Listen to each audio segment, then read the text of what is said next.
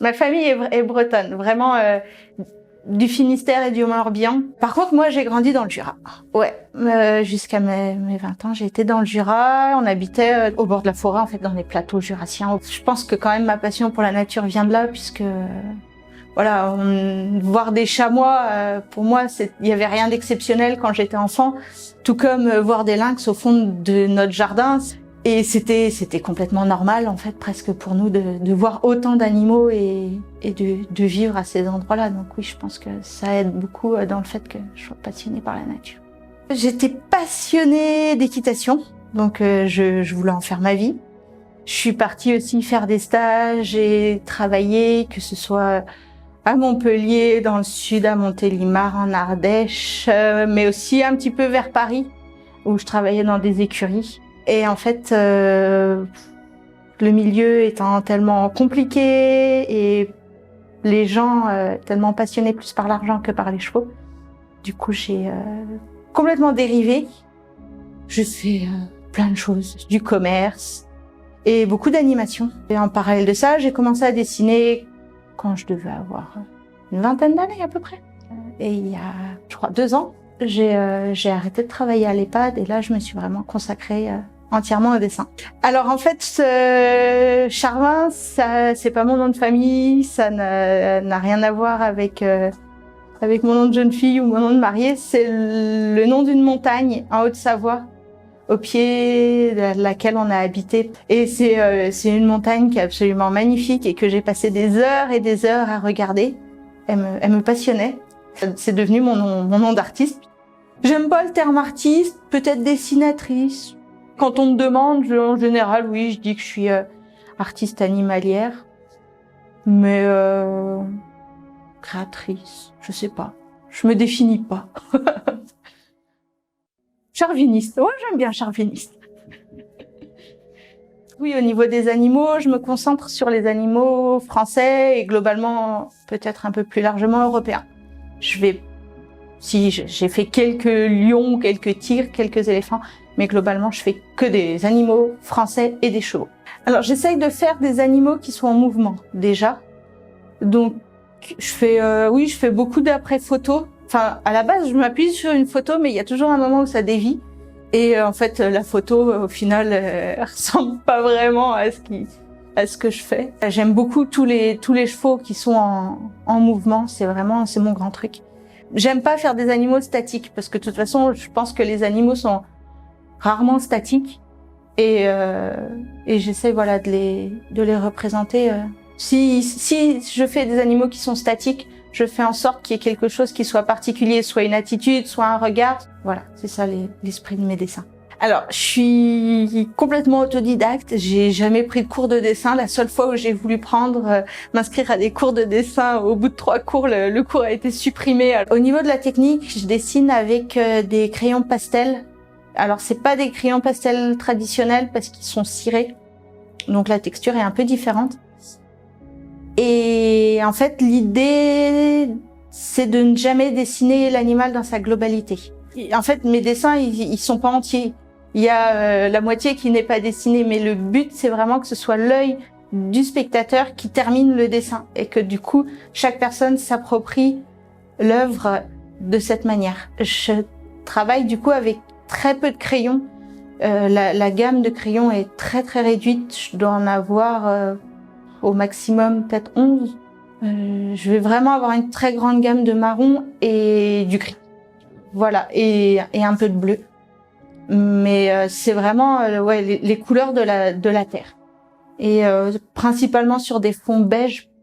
J'aime bien travailler sur des fonds beiges. Au-delà de ma passion du dessin et de ma passion des montagnes, de la mer, ma vraie passion de toute ma vie, c'est la nature en fait. que ce soit à travers le dessin ou à travers la randonnée, être en forêt, être en montagne, être au bord de mer, avoir la possibilité d'aller monter à cheval toute seule et de croiser des chevreuils ou des écureuils, ça reste mon plus grand bonheur. Du coup, c'est vrai que les couleurs que j'utilise, je pense, ont vraiment un lien avec ça. Mes couleurs, c'est les couleurs de la terre. Avec Alex, mon conjoint, on a créé une ferme pédagogique ambulante. Donc l'idée, c'était d'amener des animaux qui étaient habitués dans les établissements pour les gens qui n'arrivaient pas à se déplacer. Donc on a amené des poules, des oies, mais aussi des cochons, des moutons et un poney dans les EHPAD. Pour les personnes âgées qui pouvaient plus se déplacer, avoir les animaux qui arrivaient directement, c'était des moments vraiment privilégiés et uniques. Et à la fois, c'était des moments très très difficiles, ce qui fait qu'on a arrêté parce que on est monté jusqu'à 150 animaux chez nous. Et en fait, on peut pas être sur tous les fronts. Donc on a arrêté ça. Après, j'ai fait avec mon chien pendant quelques temps, j'ai fait de la zoothérapie. Donc là, vraiment, j'ai emmené mon chien sur des séances en petits groupes avec des personnes principalement atteintes de la maladie d'Alzheimer, mais aussi handicapées. J'ai pas fait ça pendant longtemps parce que ma chienne vieillissait et que c'était fatigant pour elle. Donc j'ai fait le choix d'arrêter pour mon chien. Non, en fait, je dis on parce que mon mari est un peu pareil. On est déchirés entre deux régions, c'est-à-dire la Bretagne et la Savoie, Haute-Savoie, donc les montagnes. C'est bien parce qu'elles sont très très proches l'une de l'autre. Donc pour l'instant, notre compromis, c'est de pouvoir passer beaucoup de temps en fourgon et d'y aller très régulièrement, d'aller passer vraiment le plus de temps possible en montagne, d'aller crapahuter partout. J'ai une idée qui me tient à cœur, mais qui va être sûrement très longue à mettre en place. J'aimerais bien faire un livre sur le loup, le bouquetin et le gypaète, pour commencer, et pour justement présenter la corrélation entre ces trois animaux. Enfin, j'aimerais parler juste de trois animaux, mais on pourrait faire la même chose avec les plantes, avec l'air, avec tous les éléments, parce que de toute façon, on fait partie d'une globalité, on fait partie d'un écosystème, et nous-mêmes, sans la nature, sans la biodiversité, de toute façon, on sera plus là. Donc, il y a un moment, il va falloir la préserver, on va pas avoir le choix.